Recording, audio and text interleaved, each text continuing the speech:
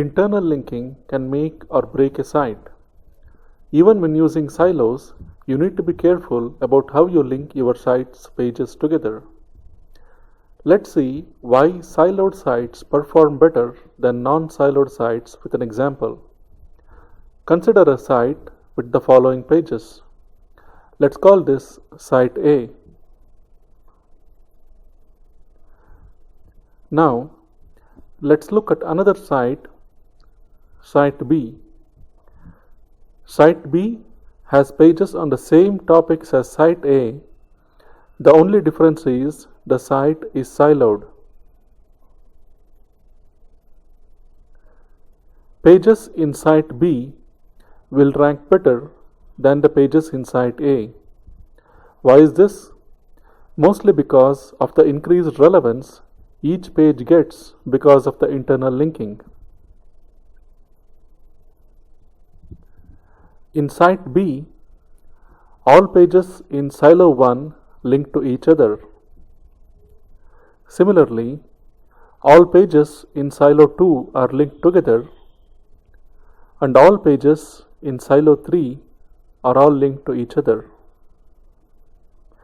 Since all pages in a silo are topically relevant to each other, linking them together boosts the relevance of every page in a silo.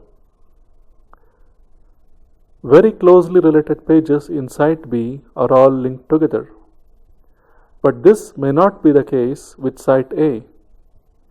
Most webmasters who do not build siloed sites have no strategy for interlinking their sites. They link together whatever pages they feel like linking together, and these are usually not closely relevant to each other. On the other hand, interlinking is a lot better in siloed sites. With Site B, all pages within every silo get a huge boost because other very closely related pages link to them. There are several ways to interlink pages within a silo, but usually they are all linked together either using menus or contextual links within the body of the articles. So, pages about golf swing analyzers link to other pages about golf swing analyzers, boosting the topical relevance of each of the pages. Similarly, pages about golf clubs link to each other, and pages about golf grips link to each other. So what happens is, each page within the silo has a vastly improved topical relevance because of all the other pages on the same topic linking to it. You would want to note that you do not link from a page in one silo to a page in another silo. If you need to link from one silo to another, you only link to the category page or the landing page of the other silo. Later, we will see how to implement silos in WordPress. At that time, we will see how to implement this. But with Site A, there is no plan for interlinking pages. To make matters worse, WordPress that's not customized has navigation bars and footer links that lead to random pages getting interlinked together.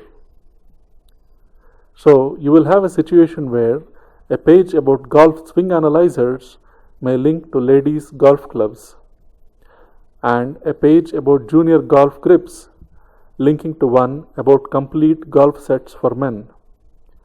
When you link pages that are not topically relevant to each other, both the pages suffer in the SERPs.